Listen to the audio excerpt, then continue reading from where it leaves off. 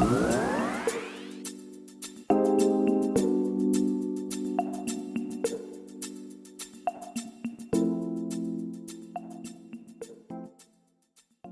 dia, meus amigos, tudo bem? Como estamos? Hoje, 26 de fevereiro, último dia útil do mês de fevereiro, né?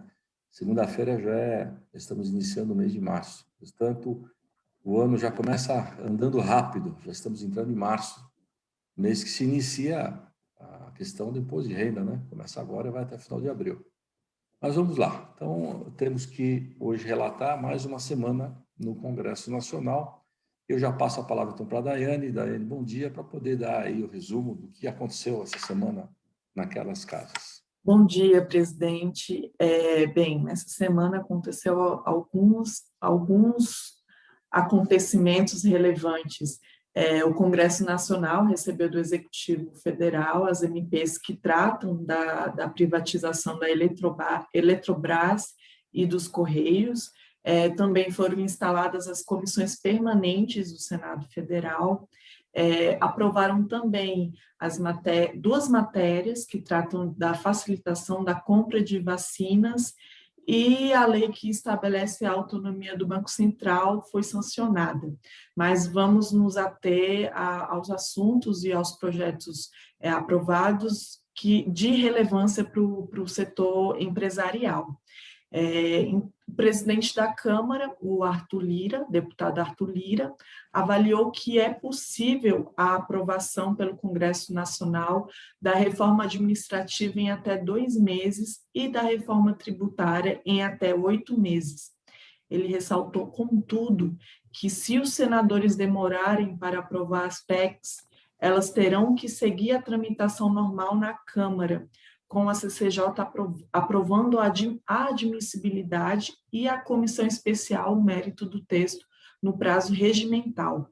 Lira afirmou que as comissões na Câmara deverão voltar a funcionar a partir do dia 4 de março. Em relação à reforma administrativa, a PEC 32 de 2020, ele afirmou que o ponto mais importante do texto é que ele não mexe em direitos adquiridos e só vai valer para os futuros servidores. O presidente diz que tudo que tiver previsão legal estará garantido pelo direito adquirido e não será atacado na reforma. Já a reforma tributária será analisada após a apresentação do relatório do deputado Aguinaldo Ribeiro. Para Arthur Lira, hoje já há um consenso de que o sistema tributário no país precisa ser alterado. Lira defende que o foco nas mudanças seja uma simplificação e a unificação de impostos no país. Ele reforçou novamente que avalia que entre 6 a 8 meses a reforma seja aprovada pelas duas casas do Congresso Nacional. Lira foi questionado pelos jornalistas se haveria alguma previsão de se discutir a revogação da lei do teto de gastos, que cria limites para as despesas públicas. Ele afirmou que é radicalmente a favor do cumprimento de todas as regras do teto de gastos. Segundo ele, antes de qualquer discussão nesse sentido, é preciso destravar os investimentos públicos, aprovar as reformas e garantir a previsibilidade e segurança jurídica. Bem, presidente, comente para a gente um pouco sobre essa visão do presidente da Câmara, Arthur Lira. Primeiro dizer que foi de extrema importância essa semana, né, naquela casa, especialmente com a presença do presidente da República, né, para reforçar, né, a desestatização, né, a venda, especialmente da Eletrobras, que é uma empresa extremamente grande no sistema administrativo federal, né, e o Correio, né, outra empresa realmente relevante na esfera administrativa federal, e que isso é importante para todos, né, porque você vai desmontar uma estrutura de governo, né, na administração federal, diminuindo muitos gastos, que evidente traz isso, levando ao mercado privado, né? Então, acho que isso é importante, é relevante isso, porque denota a preocupação em querer realmente enxugar despesas, né, para cumprir aí as medidas fiscais, né? Então, acho que isso é importante, esse é um dos passos a se fazer. Com relação, também importante já ter entrado a questão da autonomia do Banco Central, quer dizer, já define com clareza isso, né? E também, já comentamos em outros programas, teve um reflexo importante no mundo todo, né? A questão da autonomia do Banco Central brasileiro, porque isso é uma tradição em outros países, né? Países, especialmente os países democráticos aí no resto do mundo. Bom, com relação às reformas, né, a gente ouviu realmente com clareza essa semana o deputado Arthur Lira, dizer dos prazos, né? Ele está achando que em 2 meses ele consegue aprovar a reforma administrativa e em até 8 a reforma tributária, né? Então, se você ler com atenção o que ele comentou essa semana, tem situações preocupantes, especialmente na questão da reforma tributária, ao meu ver, né? Bom, ele está dizendo que ele está aguardando o relatório do Aguinaldo Ribeiro, né, que é totalmente favorável às PECs, né, na 45 a 110, né, dando ênfase a 45, que é a PEC da casa. Tudo bem. Ele diz aqui que ele diz que já há um consenso, né, que tem que ocorrer a simplificação e a unificação de impostos, ou seja, ele já está dando o direcionamento do que ele pretende fazer, ou seja, ele quer, de fato, aprovar essas 2 propostas que estão lá, de alguma maneira, ou fazendo um mix das propostas, ou usando uma, e talvez com coisas que outra não tem, né? Então, a 110 é um pouquinho mais complexa do que as 45, mas é importante a gente ressaltar o cuidado que aquela casa tem que ter. Não sei se talvez 8 meses dê para fazer, se der prioridade, celeridade nas aprovações, mas é importante ouvir novamente, né, a sociedade representada, né, e as entidades aí que já estão se manifestando, favoráveis, inclusive, a outras propostas, né, que andam circundando aquelas 2 casas. Um exemplo é o Simplificar Já, né? E as entidades também representativas dos secretários tributários municipais, né? Que estão agora indo diretamente procurar as entidades representativas da sociedade para mostrar com clareza as suas propostas. Então, está tendo apoio de um número enorme de entidades, né? A respeito dessas propostas apresentadas aí junto ao Simplificar Já. Eu, particularmente, acho que é importante a gente analisar um critério, acho que a questão da simplificação é uma questão, de fato, de consenso, né, naquela casa, e de consenso entre os brasileiros. Todos nós achamos que, realmente, a fala de parafernália tributária, né, que é um absurdo, realmente é uma realidade, né? Uma realidade e que muda toda hora, né? Na verdade, hoje, o que se tem de alteração tributária diariamente é um negócio descomunal e absurdo. Então, isso, de fato, precisa acabar. Agora, daí para dizer que temos que unificar impostos no país, pode ser interessante, pode não, né? E tem que analisar com muito critério essa questão, né? O que é mais importante para o país, né? A gente trabalhar em cima de tributos que a gente já conhece, né?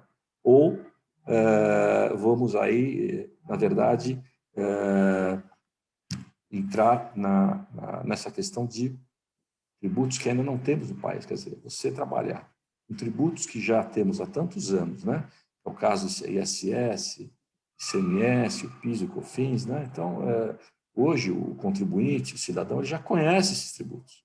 Então, de certa forma, para você mexer nisso, é mais simples do que você, talvez, acabar com esses tributos e trazer de forma unificada um outro tributo que nós não conhecemos, né?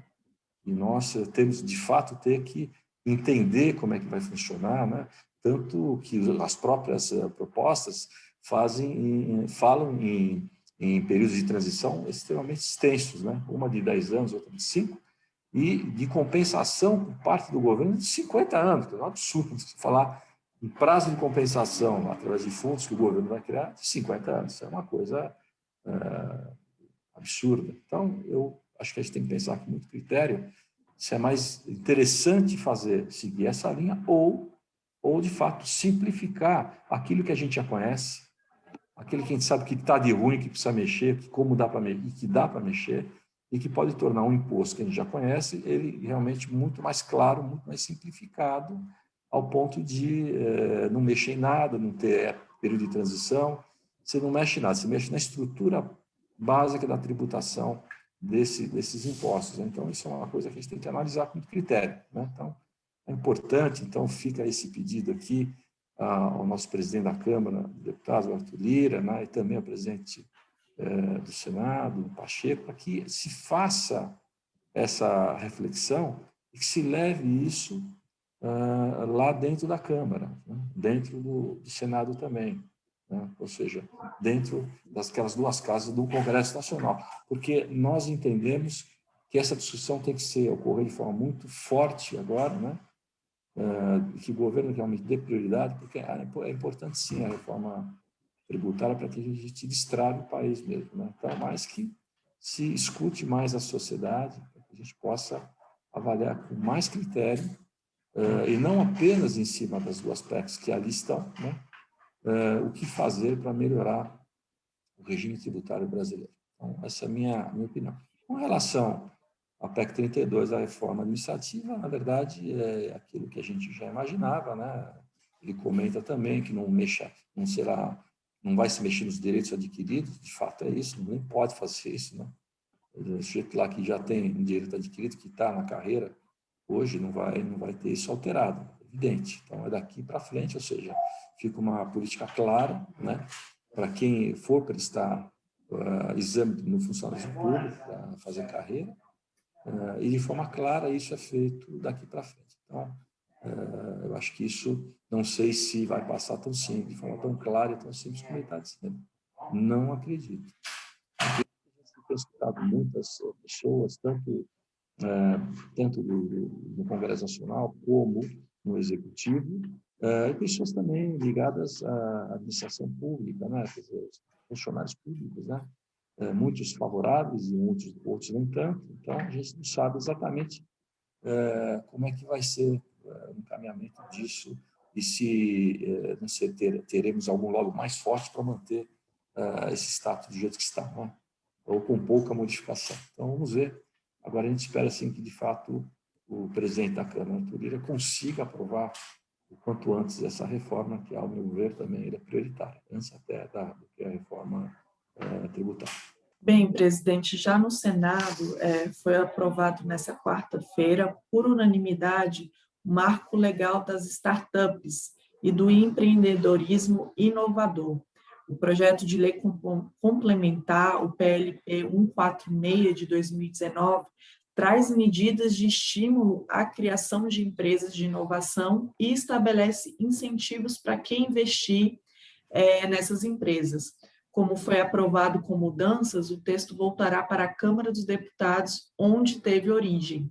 O PLP 146 de 2019, de autoria do deputado federal JHC, do PSB Alagoas, traz a definição de startups e estabelece os princípios e as diretrizes para a atuação da administração pública no setor. Também prevê medidas de fomento ao ambiente de negócios e ao aumento da oferta de capital para investimento em empreendedorismo inovador. Além disso, traz normas sobre licitação e contratação de soluções inovadoras pela administração pública. O texto destaca que empreendedorismo inovador é um instrumento de desenvolvimento econômico, social e ambiental, a ser promovido de forma colaborativa pela iniciativa pública e privada. Já as startups são, de acordo com o projeto, empresas e sociedades cooperativas que atuam na inovação aplicada a produtos, serviços ou modelos de negócios. A proposta aprovada no Senado estabelece que a receita bruta das startups deve ser de até 16 milhões no ano anterior e a inscrição no CNPJ deve ter, no máximo, 10 anos.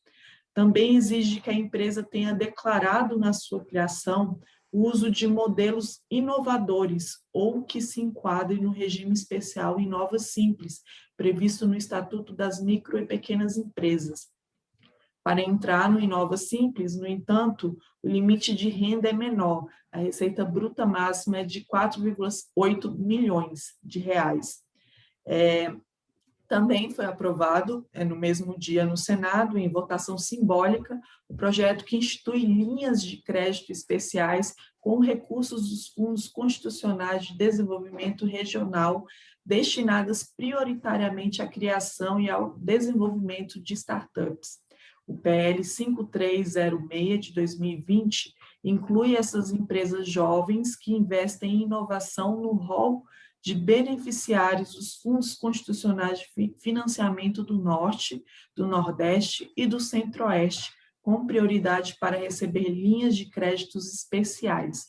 O projeto do senador Eduardo Braga, do MDB Amazonas, foi aprovado na forma de substitutivo do relator, o senador Carlos Portinho, do PL Rio de Janeiro, que também contempla micros e pequenas empresas e microempreendedores individuais, e segue para a Câmara dos Deputados. Ao ler seu relatório, Portinho chamou a atenção para a importância do projeto diante do atual desequilíbrio nas iniciativas de empreendedorismo inovador, que, salvo exceções, seguem concentradas nas regiões Sul e Sudeste. Presidente, fale um pouco sobre a aprovação desses dois projetos relativos às startups. Bom, o Marco Legal de Startup, na verdade, já foi a lei de 2019, é importante ter essa aprovação, né? Obviamente, o incentivo às empresas inovadoras realmente importante e é uma prática hoje no mundo inteiro, né? Então, todos os países estão investindo de forma bastante incisiva, né? Nessa solução de empresas inovadoras que trazem, especialmente nesse mundo digitalizado, trazem soluções bem interessantes, bem importantes para o desenvolvimento do país. E isso no Brasil ele tem tido um crescimento muito forte, né? O brasileiro é bastante criativo e nós temos hoje bastantes empresas brasileiras que estão começando a trilhar um caminho aí da empresa unicórnio, as empresas que estão crescendo no mercado e estão tendo destaque aí global, né? Então é importante isso. Inclusive fundos, né, de outros países estão vindo agora de forma mais incisiva para o Brasil, fundos que atuam muito forte lá no Vale do Silício, declararam nessa semana que estão vindo agora para a América Latina, estão com um olhar muito forte na América Latina, e em especial também no Brasil, em algumas empresas, né? Então, acho que tudo isso é importante, né, porque você dá uma medida legal, né, para um incentivo a uma atividade extremamente importante, né? Porque a gente tem que lembrar bem que a startup ela tá, na verdade, em todos os setores da economia, não é só. Ela tem as divisões, né? Já se cria os nomes, né? Health Tech, né? Fintech e assim vai, né? Learn Tech, quer dizer, tudo que é voltada às áreas, né, de atuação, né, na parte de saúde, parte de ensino, enfim, seja lá o que for, né? Com esse foco tecnológico, inovador, né? Bom, a questão de ter um valor, acho que também é coerente, um valor, se bem que está tendo no mercado um pouco de reclamação em relação a isso, um valor de faturamento de até 16 milhões no interior, né? Porque, evidentemente, a empresa, quando atinge um determinado patamar, ela já passa, na verdade, ela deixa de ter aquele cunho, vamos dizer assim, de início de atividade inovadora, com incentivo, mas para uma empresa já que está se formando no mercado, ou seja, a empresa que atinge determinado valor de faturamento, não estou falando do valor de mercado da empresa, né? Mas de valor de faturamento, ela já está atingindo um patamar maior, mais elevado. Então, eu acho que faz sentido colocar essa limitação, né, que foi colocada no projeto. E, evidentemente, quem está iniciando lá embaixo, uma empresa novinha, tal do Inova Simples, né, está dentro da característica do Simples Nacional, que o limite federal é de 4,8 milhões de reais. Né? Essa tabela não mudou, né? Até quando veremos, né? Vai depender muito da reforma tributária, né? Porque lá também é bom a gente lembrar, a reforma tributária ainda não consta nenhuma linha sequer, em nenhum artigo que fale do Simples Nacional, né? Então, o que a gente percebe lá, pode ser que esteja enganado, mas acho que não, porque isso é um consenso já entre os pensadores que enxergam essas reformas, que a ideia do governo é acabar com o regime simplificado. Né? Então, dizendo que isso é um benefício, não é mentira, isso não é verdade, está na Constituição, a gente tem que dar o tratamento diferenciado aos diferentes. Então, dentro dessa lógica que a gente tem que pensar as empresas do sistema simplificado que estão iniciando a sua atividade e depois eles poderão mudar de patamar. Quer aprimorar os controles, quer melhorar isso, acho que tudo bem. Acho que isso faz parte. Faz parte, a melhora, já se conhece a forma que se trabalha nessas empresas. Mas, enfim, voltando aqui ao Inova Simples, eu acho que é legítima essa entrada. Né?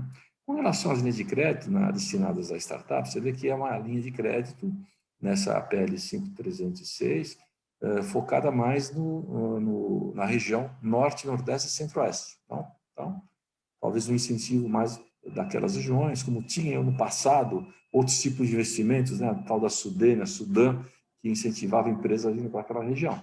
Eu acho que hoje, sinceramente, não vejo com esses olhos, né, se existia mais empresas, ou existe mais empresas na região sul e sudeste, como disse aqui o Portinho, né, o Carlos Portinho, o senador Carlos Portinho. Então, na verdade, porque as coisas começaram aqui mais embaixo, mas hoje eu acredito que o Brasil como um todo tem seus centros de inovação, cabeças pensantes e boas a gente tem no Brasil inteiro, de fato, né? Então, seria importante pensar no critério de abrir isso para o país como um todo, né? Não de forma regional. Né? Então, só a única ressalva que eu pessoalmente faço é essa, né? Seria importante, porque você tem desenvolvimento grande nessas regiões já, e não há necessidade de ter uma linha de crédito específica só para essas regiões. Acho que é importante ter, sim, para a atividade, né? Você incentiva aí a investidores a ajudarem a empresas crescerem em todas as regiões do país. Onde tiver boas cabeças que estão querendo trazer as suas ideias para o mercado. Então, é isso, a nossa visão, né? E fica aqui a nossa posição com relação ao que ocorreu essa semana lá na Casa do Congresso Nacional. Muito obrigada, presidente. Estaremos de volta na próxima semana, no mesmo canal, no mesmo horário, trazendo as atualizações do Congresso Nacional. Okay, obrigado, meus amigos. Então, boa semana a vocês. Vamos aguardar mais uma semana, início de março, como é que as coisas iniciam naquela casa, né? Agora, dia 4, começam as comissões, dia 4 de março, né?